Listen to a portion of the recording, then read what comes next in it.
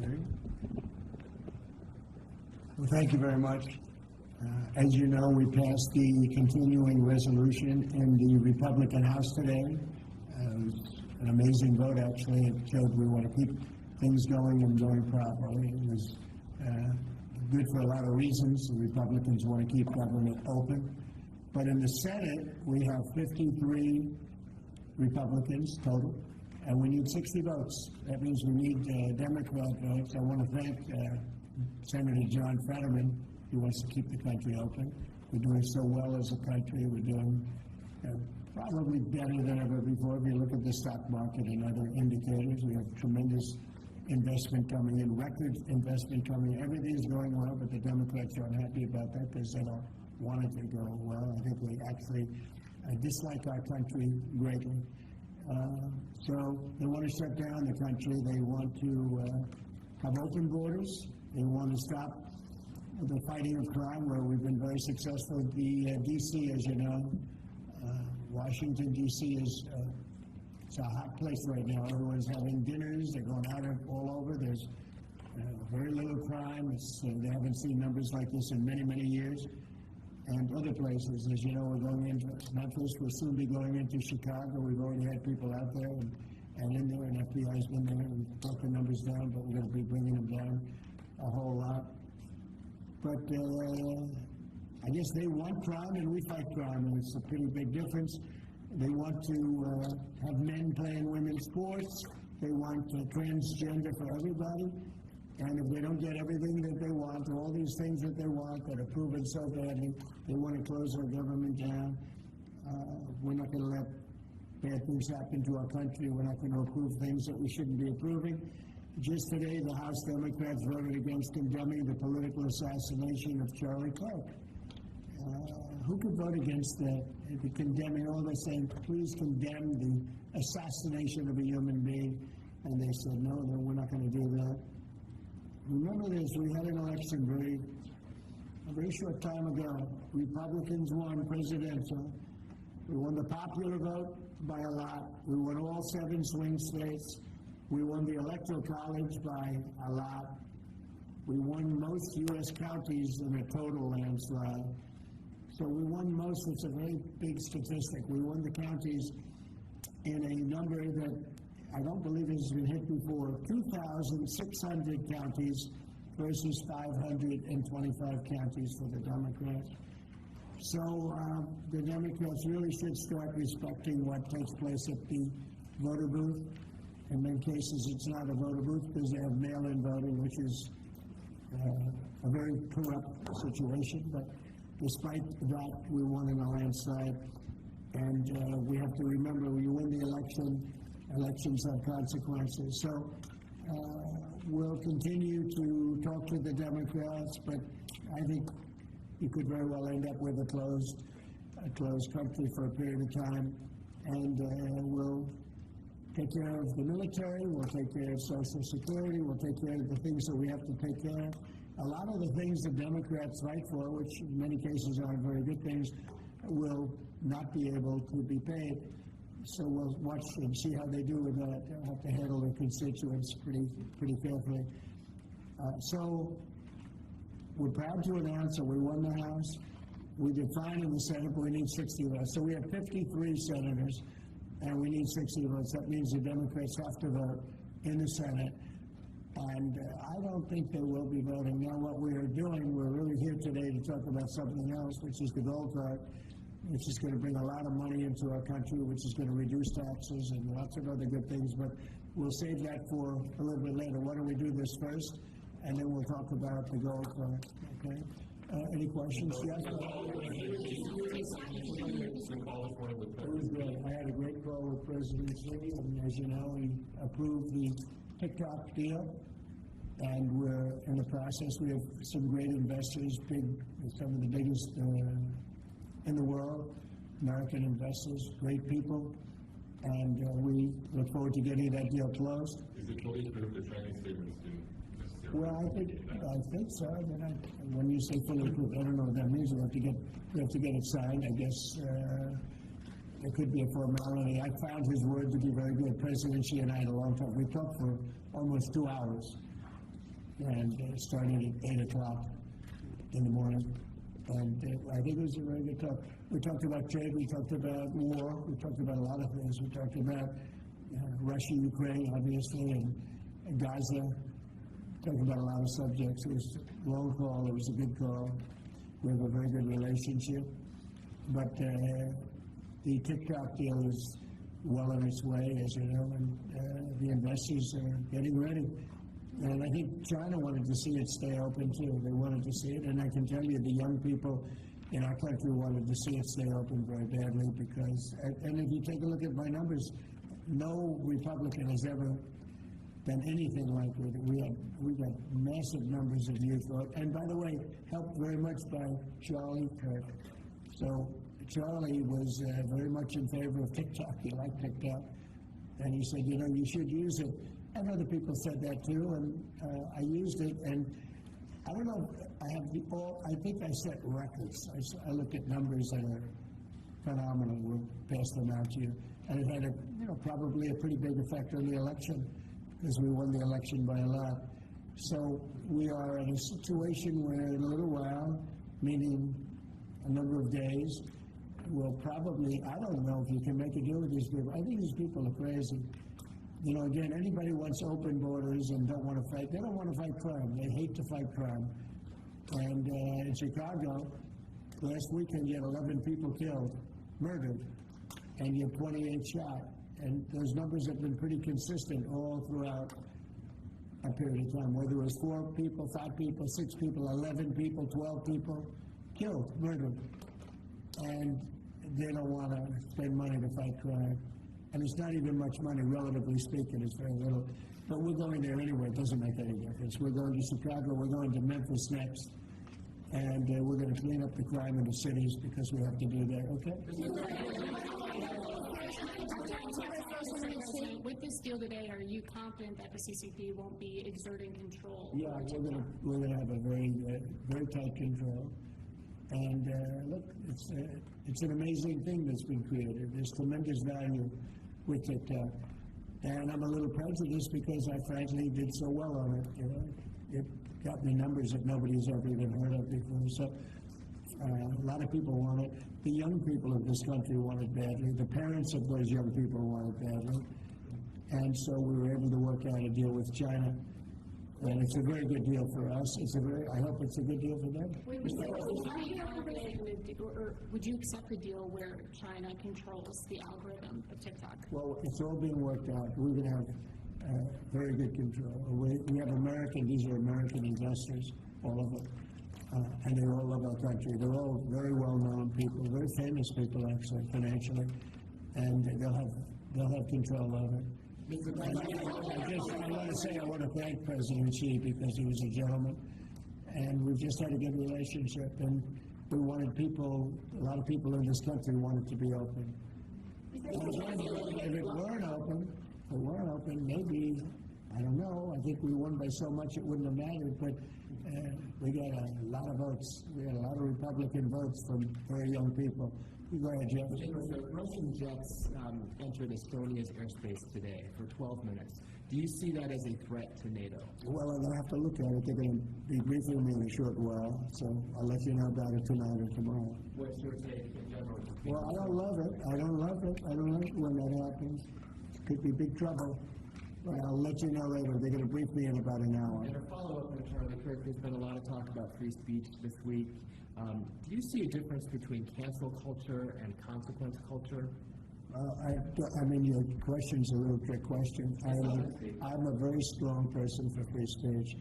At the same time, when you have networks where I won an election, like in counties, I guess it's 2,600 to 525. It's called a landslide times 2. When you have that level of popularity or voter support, as I did in the last election, and yet 97 and 94%, different numbers, you see different numbers with different stats, but 97, 94, 95, 96% of the people are against me in the sense of the newscasts are against me.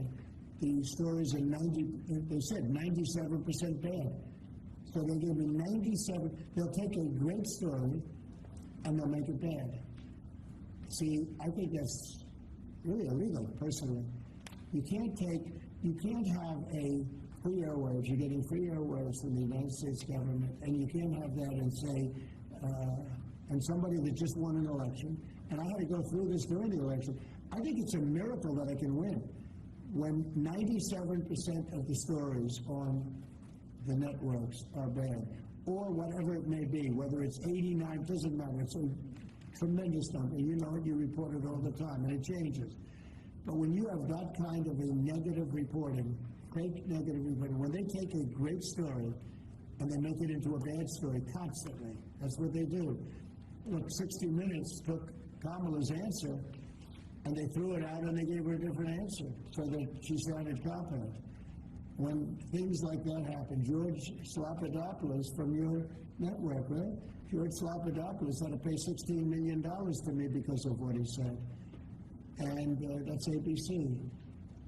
You had to pay more than that.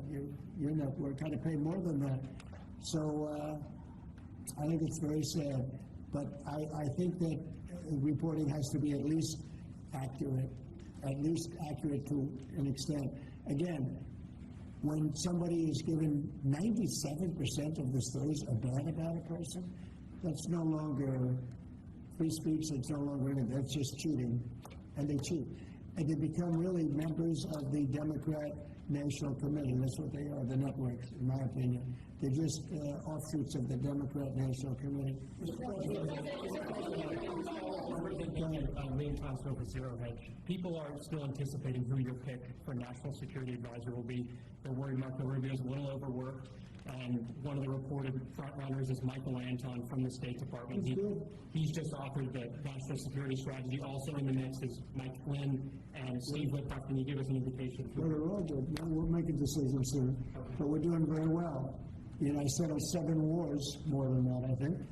But actually, we settled 7 wars. I have, we're working on Gaza, a tough one, but we'll get it done somehow. And we're also working with Russia and Ukraine. And they hate each other so much you wouldn't believe it. President Putin and President Zelensky, they hate each other to a level that you wouldn't believe. So they're having a little bit of a problem with that. And are you considering Stephen Moran for Fed chair? I hadn't thought of it too much. He's doing a great job, just got approved. His vote is a very good one. The Fed should have done more. You know, too late. Powell is terrible. He's a terrible chair. I think it's just terrible. But despite that, we're powering through it. We have another record stock market today. We're very, very high levels, and we're at the highest levels. So we're setting records many, many days during my administration. We set records, and we'll see what happens with 50,000. 50,000 is a pretty big number. Never come close. We're not so far away from it. So that's because they see what's happening. Not so much what's happening exactly right now, but they see all the plants that are being built. They see the kind of investment that's going to be made. When you take $17 trillion, so Biden had $250 billion, okay? Or putting a simpler way, they had much less than $1 trillion, but they had less than $1 trillion for 4 years. I have $17 trillion for 8 months. Nobody's ever seen anything like it. And I think they're looking at that and they're saying, when those plants open, right now they're being built, a lot of them, and some are starting over the next year. It takes a while, but we're getting fast permits. And when those plants get built, I don't think there'll be anything like what we're going to experience yet. If I can, on the tough subject of free speech, Ted Cruz compared Brennan Carr to a mob boss, the way he's threatening television stations and saying it's absolutely dangerous for the government to determine which speech is okay and which is not. What's your reaction to Ted Cruz? I think Brendan Carr is an incredible American patriot with courage. You know, it used to be, I remember in the old days that networks would have to get licensed, relicensed, and it was always a big deal. You know, they had to show honesty and integrity. When you have a network, again, I'll use the same numbers, whether it's 90 or 94 or 97, all different numbers, but when you have networks that give somebody 97% bad publicity or 94% bad publicity, I think that's dishonesty. And, you know, they're getting free airwaves, right? You know that, right? You get them for nothing. These airwaves, they make millions and millions of dollars. The news makes millions of dollars. ABC, your network. I mean, your network wrote very badly about me, and they had to pay me $16 million. But you think I wasn't running for that. Brandon Carr has a right to No, I take think away the Brendan Carr is license? a patriot. I think Brendan Carr is a courageous person. I think Brendan Carr doesn't like to see the airwaves be used illegally and incorrectly and purposely horribly. Doesn't like to see a person that won the election in a landslide get 97% bad publicity before the election. I mean, it's amazing that I won the election with that, but here's what happened. The people have given your networks no credibility. They don't give them any credibility, John. If they did, they wouldn't vote for me. They wouldn't have voted for me.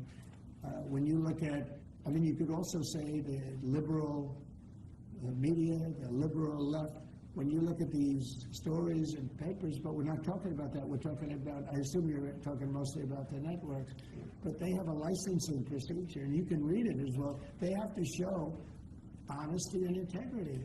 And when they take a good, well, I think the people decide. That's why I'm president.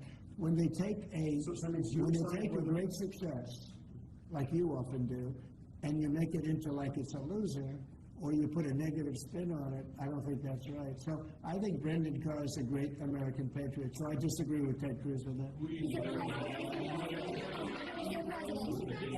next week, you're going to the UN. I'll be at the UN. I'll be making a speech. Yes. And are you meeting any other world leaders? Many of them.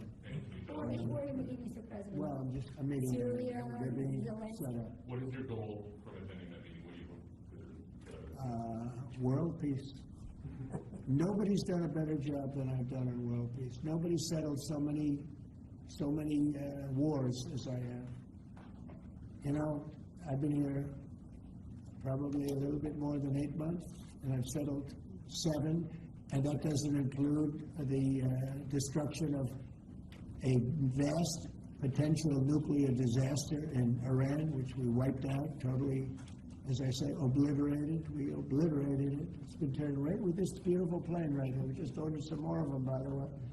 The B-2 bomber. Just ordered some more. The more updated version. Not that we needed that. We just need the plane because it was so flawless.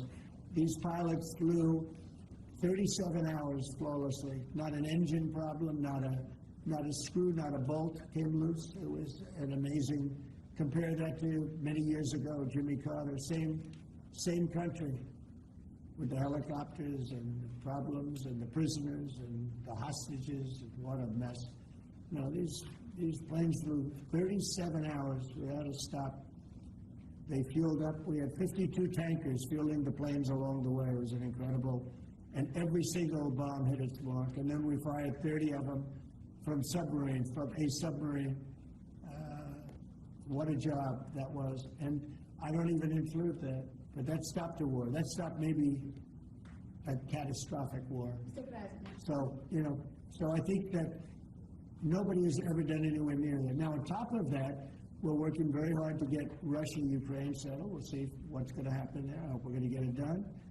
President Xi and I spoke about it, and I believe that he really would like to see it done also, and I think he's going to work with us to help. What was your message to President Xi on the war in Ukraine? What are you asking? Well, it's the same as his message to me. He would like to see it done. He would like to see it. I believe he would like to see it ended, yes.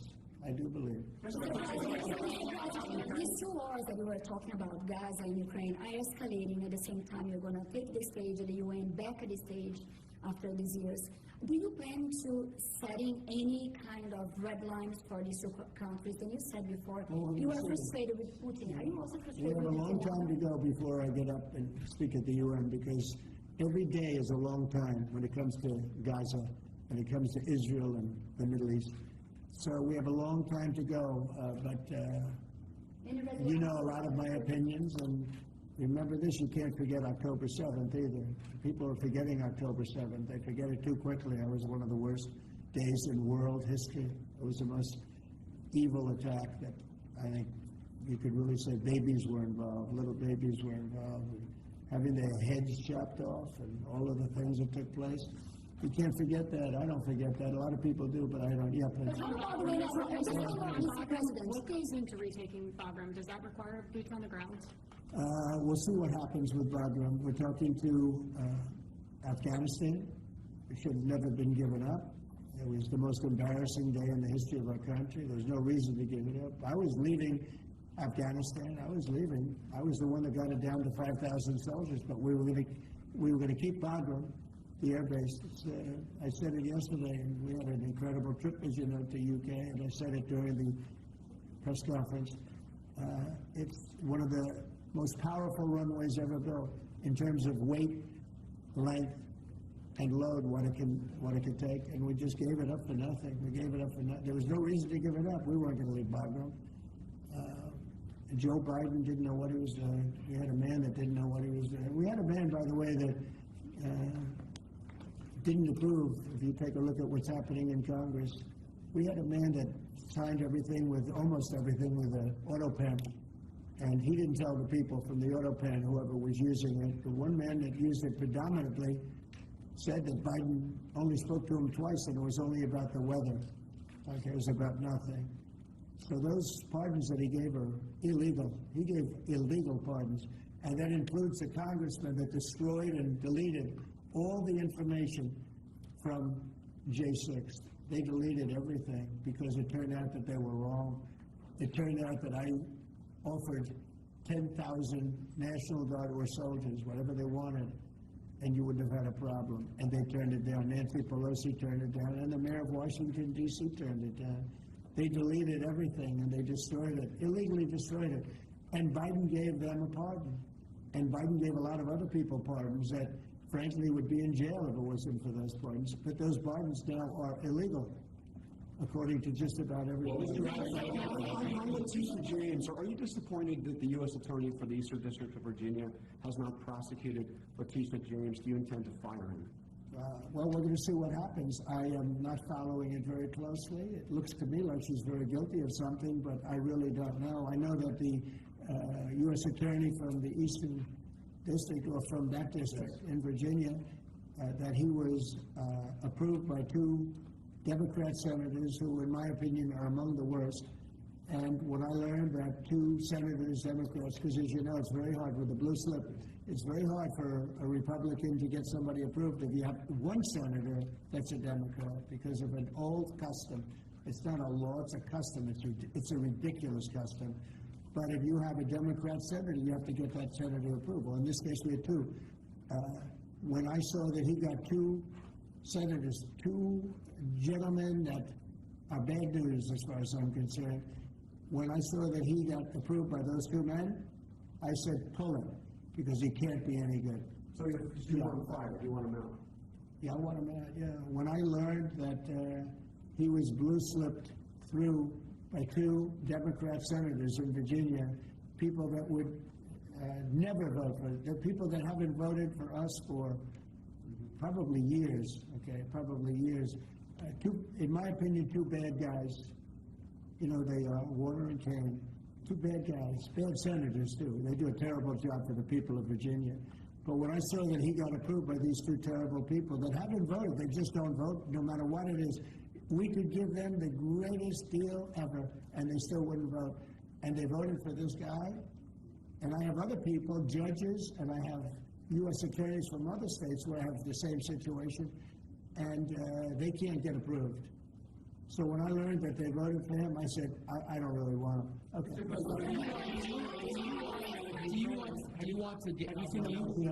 Have you seen the polling, the Gallup poll out of Ukraine that shows 23%, less than a quarter, of Ukrainians actually support continuing the war against Putin? We saw the European leaders come here and try to say the world is united for the war effort, but Ukrainians have war fatigue themselves. I don't blame them. I don't blame them. It's a war that never should have started. It's a war that never would have happened. If I were president, that war never would have happened, ever. That's a disgrace that that war happened. And they're losing anywhere from 5,000 to 8,000 people a week on that war, which is the worst since the Second World War. That's a war that should have never happened. And if you consider, Would have never happened. And it didn't happen for 4 years. When I was here, it didn't happen. Go ahead. have you considered cutting funding, even promises made by the Biden Well, administration? we're not spending any money on the war. You know, we're being paid for everything we said. Unlike Biden, he gave them $350 billion. And it was shocking. We're not spending any money on the war. The war is being funded by NATO. And NATO is buying our equipment. In fact, I don't want to make money on that war. I don't want to, but we are actually making money on that war because they're buying our equipment, as you know. But NATO, as you know, it's very important, is funding the entire thing. They're paying for the missiles, for the tanks. They're paying for anything that's sent over there. It goes to NATO, and then NATO does what they want with it. In this case, I guess they give it to Ukraine. It's a very sad war. It's a war that never should have happened.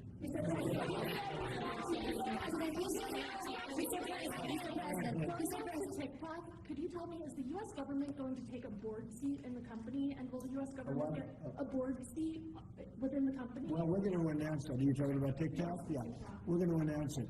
But it's a great deal for our country. It's a great deal for all of the young people in the country that wanted it, and people generally. I was happy with it. Look, I wasn't a fan of TikTok, and then I got to use it, and I became a fan, and it helped me win the election in a landslide. So I think that it's a deal that's going to be great. And it's also controlled by very powerful and very substantial American people. All American, by the way, all American people. Mr. President, a question from Newsmax. Last year, before you took office, there was an estimated 6.8 million men not actively seeking work of prime working age. So if you and Secretary Lutnick could talk about the efforts your administration is taking to help our American gentlemen get back to work. Yeah, well, what we're doing is they're building plants all over the United States, and frankly, because of tariffs, we're taking in trillions of dollars, and countries that have ripped us off for years, and everyone knows this, countries that have ripped us off for years, like nobody's ever been ripped off before, they're now having to pay up. They're paying a lot of money to America, and we're reducing taxes with that money, and we're doing things that we were never able to do before. So you're going to have a lot of jobs. The jobs are being created right now, and the tariffs are protecting our country. And we didn't use, tariffs were used against us, but we didn't use them against others. But we're really better at it than anybody else, and we will have taken in trillions of dollars. Nobody's ever seen anything. Even people that were against the tariffs, now they see the way they're working. And by the way, with no inflation, with no problem. We're just building up cash, and we're using that cash to reduce taxes, reduce debt, and other things. It's a great thing to watch. And your honest reporters are saying they've never seen anything like what's happening. Our country is becoming very rich again only because of tariffs. If we didn't have it, if I didn't get elected, this country it was a dead country. Look, we were a dead country a year ago, and now we're the most successful, most vibrant country anywhere in the world. Healthcare control. Nice to see you. You're good on television. Thank you, Sarah. Tonight, in a few minutes, Steve Bannon will appear on my show. He floats the idea that you should dual hat Secretary of Treasury Scott Bessent, not only as Treasury Secretary, but as interim Fed chair. Would you be willing to entertain that? In other words, you like Scott. Yes, very much. So do I. And I like Steve, too. Yeah. Would you like to see that, him dual Well, hat? certainly I'm interested. We could save a little bit of salary. I think I could maybe make a deal where we just give them one salary. I have a couple of them. I don't think you need. I have Marco. No, I don't think so. And we have Marco who's got about 3 positions. He's doing great also. No, I don't think that's going to be necessary. Actually, I went to Scott and I talked to him about that position, and he loves what he's doing right now. So he's not in the mix because he loves being Secretary of the Treasury. Quick follow-up. Today is the first day of early voting in the Commonwealth of Virginia. Are you planning on campaigning for Winston Sears, John Reed, or Jason Mayaris?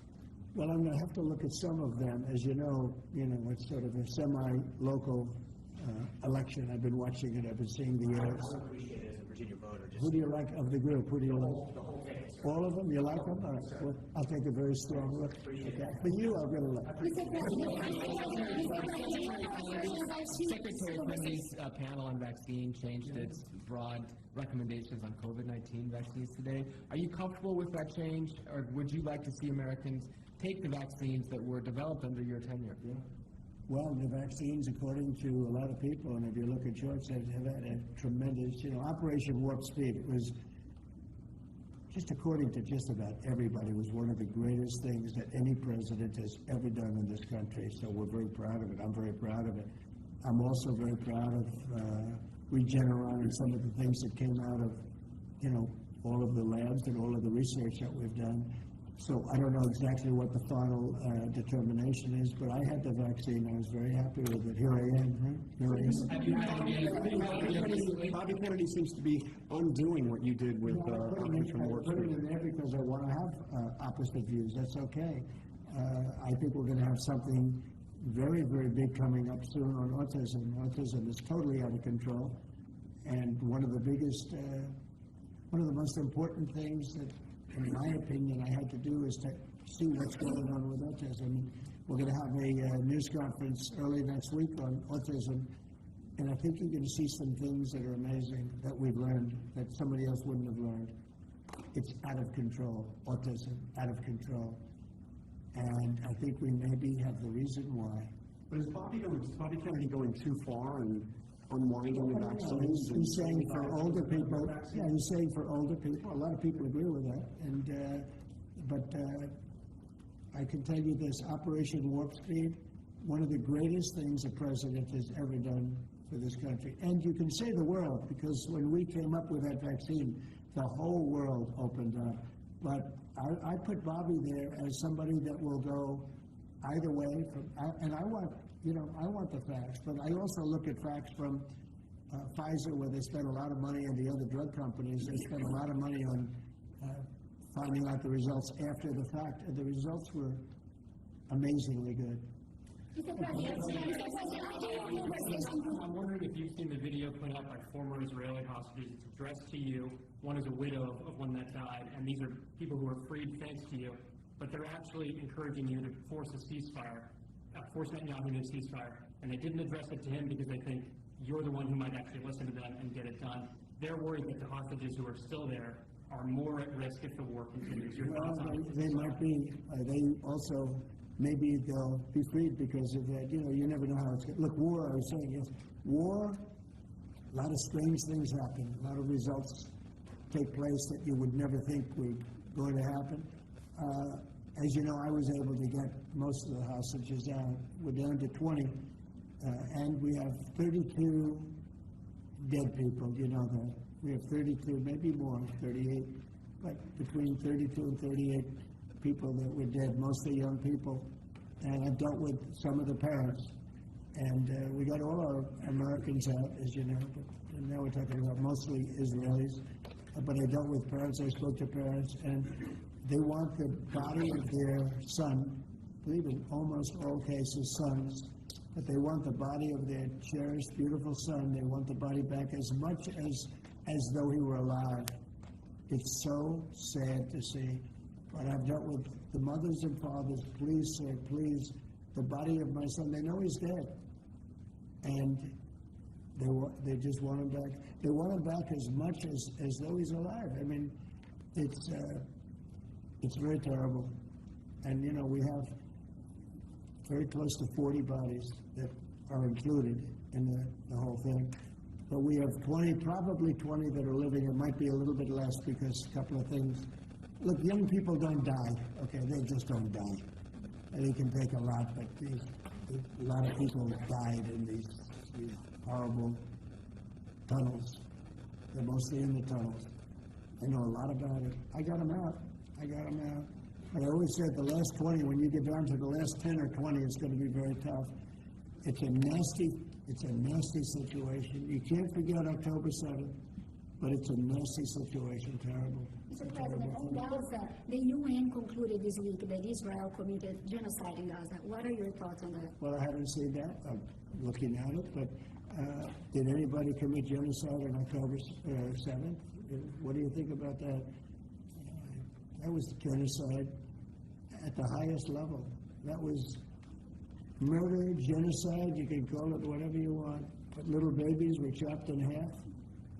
Arms were cut off people, heads were cut off people. That's genocide. That's genocide also, I guess. What do you think of this? Fee for that deal, what is that fee Well, going to be? it hasn't been fully negotiated, but we'll get something from the standpoint that we worked hard, we put up a lot, we spent a lot of money on letting this come and letting this, it's a very, very big deal. It's a very powerful deal. And the United States really, I see it. I mean, people were saying, save TikTok, save TikTok. So many people. It's a big thing. And, China can be very proud that they were able to get that started. And so I very much appreciate President Xi's working with us on that, very much. Antifa, what comes next after designating Antifa a Well, terrorist there are others that organization? we're going to designate too, but we're going to look at the people that funded Antifa, see who they are, where they came from, and why they did. Have you seen Portland at all? Have you taken a look at what's happening in Portland? It's, it has been going on for years. It's just people out of control. They're crazy. We're going to stop that very soon. We have to get rid of a couple of other problems first. We're going to get rid of the problems in Memphis where you can't even walk a block without getting shot. We're going to get rid of the problems in Chicago. Chicago is a great city, and we have to save it. We have to save it. I told you I had the head of the Union Pacific Railroad in my office, and I said, so what do you think? You go to every city, you have railroads in you are the biggest railroad, beautiful railroad, he's a great guy. I said, what do you think? He said, sir, save Chicago, don't let it go down, save it. The way he said it was so meaningful to me. It was like terrible. In a way, it was terrible. Save Chicago. Who would ever think that we'd be sitting here talking about saving Chicago? Chicago's a great city. They have a terrible mayor. Terrible. He's at like 5% approval rating. He's an incompetent person. They have an incompetent governor, in my opinion. He's incompetent. 11 people get shot, and he says crime is in a good shape. I mean, they're losing 4, 5, 6 people a week, getting killed by bullets, by knives. And then he says how wonderful it is, Chicago. So, well, it might be wonderful for him. I think they're afraid. Look, he's not a stupid guy. I really believe they're afraid to say, politically, I guess, from an ideology standpoint, from a democratic standpoint, he is afraid to say the fact that they have a very unsafe, very dangerous city. He should say, I'm going to call President Donald Trump, and I'm going to ask him to send in the troops, to send in the National Guard and clean this hellhole up. Because Chicago can be a great city again. I'll tell you what, Washington, D.C. is a great place again. It's booming, and the restaurants are booming.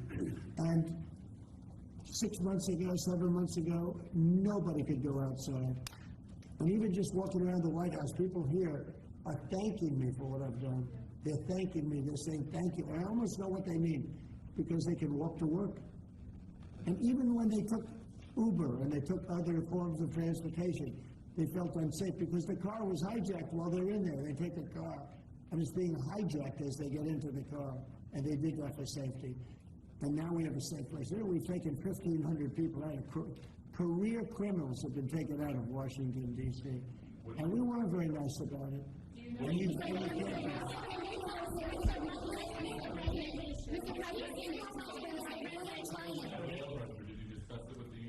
I did discuss it, and I don't want to make a comment on it, but Union Pacific is a great railroad, and they want to add a railroad that had a mistake at a place very close to my heart. You know, a lot of people say that that was a place where I got off to a very good start.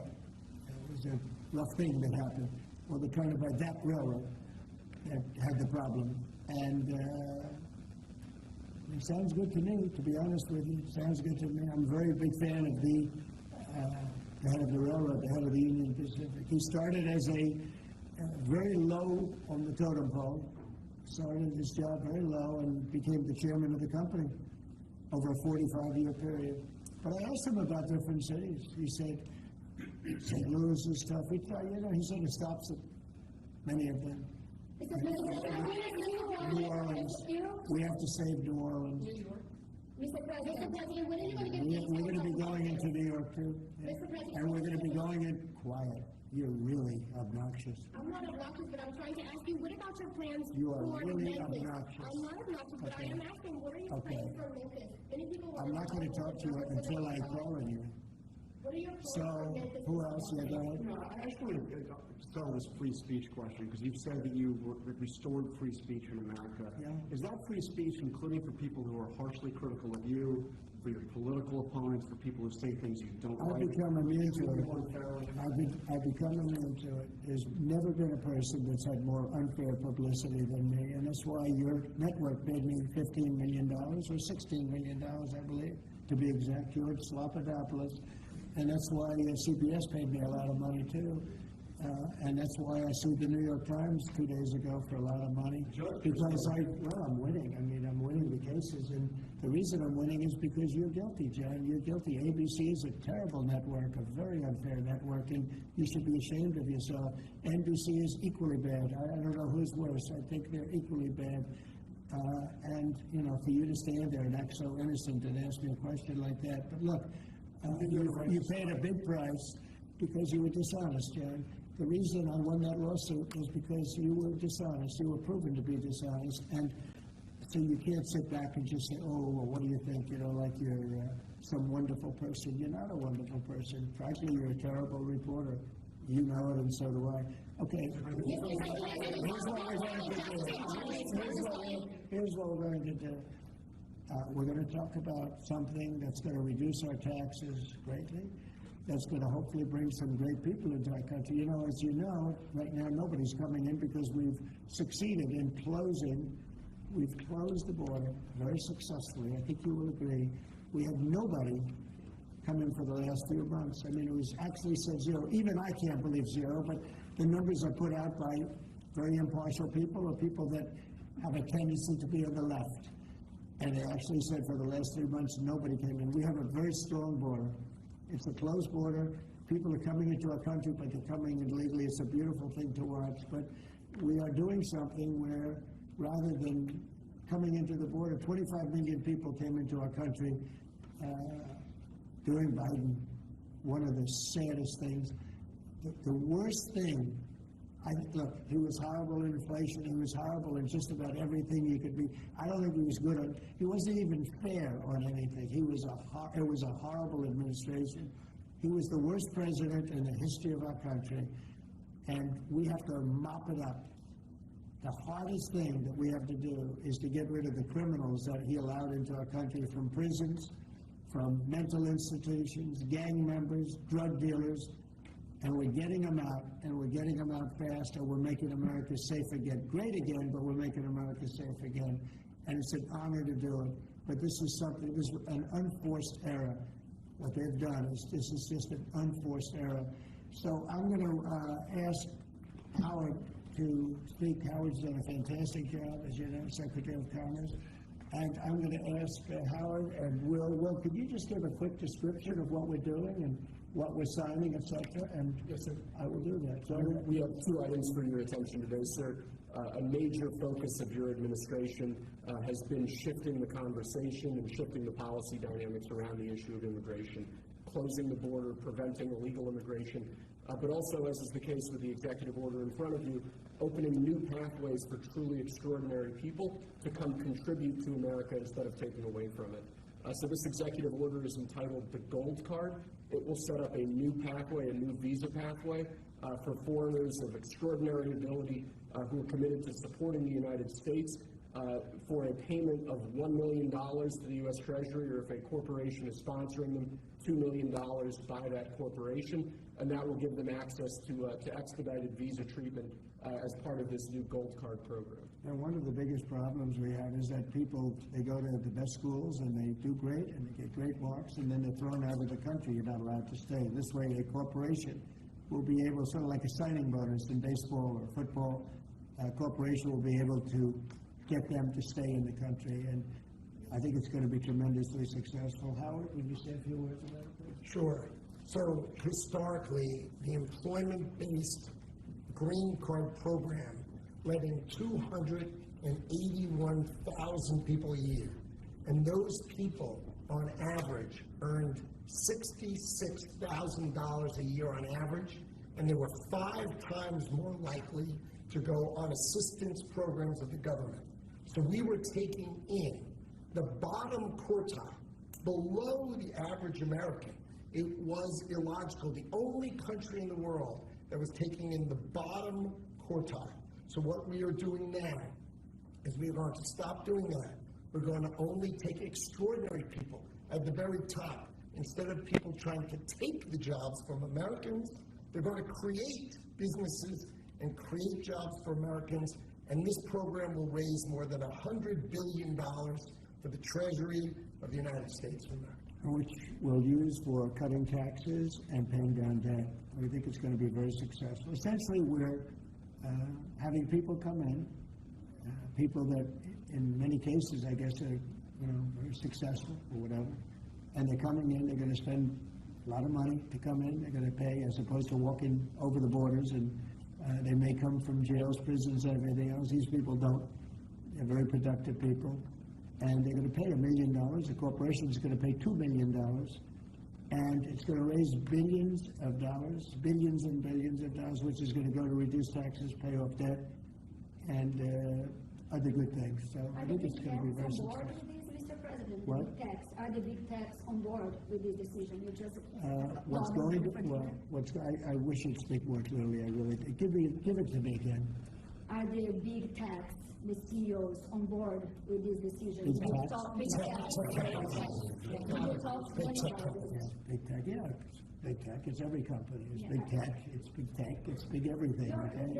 It's a company, I said, it's not a tech company, it's tech companies and everything else. It's companies having a hard time getting people to be able to stay in the country. It's very difficult. Now, if you want to walk through the border, you can, no problem. People say, well, the best way to come in is walk right through the border, but they can't do that anymore because under our administration, the border is totally closed. You can only come in if you come in legally, and that's the way it's been, and that's the way it should be. And we're taking a lot of people out of the country that are here from prisons, from jails, from mental institutions, and even insane asylums, people that are crazy. We're taking them out of the country. We're getting them out of the country because you can't have a country like that. And I tell you, Christie and Tom Holman and all of the people that have worked so hard on this, they've done an unbelievable job. And I think we're getting great marks for it. People feel safe. Washington, D.C. is just the beginning. We brought the numbers down in Chicago a little bit by having the FBI in there for the last 5 months. We brought the numbers down in Memphis a little bit, but now we're going for the big one. Now we're going to go for the big one. But we set ourselves up very well in Chicago, Memphis, New Orleans a little bit, going in early, just to see what was happening. We study it. We're studying the site. It's sort of like war. I mean, I hate to tell you, it's like war. Some of these people are really bad. They're really, really sick people. They're dangerous people. They're killers. They're murderers, drug dealers, and you can't have it. You can't have a country like that. It's so beautiful to see at Washington, D.C., that people are walking down the middle of the street, and they're going to restaurants, and you are too. And half of you were mugged. I mean, I don't know if she's here now. I don't see her, but some people were badly mugged that were reporters. 2 of the people right standing in the back of the room were mugged. And they're not going to have that anymore. And if you look at the crime stats in Washington, D.C., you have a safe place again. They were afraid to go to a restaurant because the restaurant would be held up while they're having dinner. And so they'd be mugged going there, and assuming they escaped the mugging, they go to the restaurant and then they're held up. This is how bad it's been. Yeah? Follow up on the visa question. I think this may be the next thing that you're signing, but for the H-1B visa action that you're doing It's going to be next. We'll talk about that. You're very close to the technology CEOs. Are they concerned about that? I think they're going to be very happy. Everyone's going to be happy. And we're going to be able to keep people in our country that are going to be very productive people.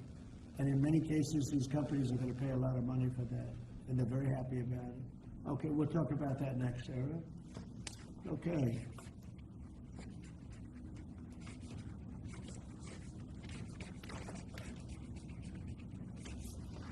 my friend. Why don't you keep that, okay? Thank you. Did such a good job. Okay. It's phase one. John, you happy? Good. Okay, let's go. Thank you, Mr. President. One of the most abused visa systems in our current immigration system has been the H-1B non-immigrant visa program. This is supposed to allow highly skilled laborers who work in fields that Americans don't work in to come into the United States of America. What this proclamation will do is raise the fee that companies pay to sponsor H-1B applicants to $100,000. This will ensure that the people they're bringing in are actually very highly skilled and that they're not replaceable by American workers. So it'll protect American workers, but ensure that companies have a pathway to hire truly extraordinary people and bring them to the United States. We need workers. We need workers. We need great workers. And this pretty much ensures that that's what's going to happen. I think, Sean, you agree with that? Well, they're $100,000 per year. So the whole idea is no more will these big tech companies or other big companies train foreign workers. They have to pay the government $100,000, then they have to pay the employee. So it's just not economic. If you're going to train somebody, you're going to train one of the recent graduates from one of the great universities across our land. Train Americans, stop bringing in people to take our jobs. That's the policy here, $100,000 a year for H-1B visas, and all of the big companies are on board. We've spoken to them about the gold card. They love it. They love it. They really love it. They need it.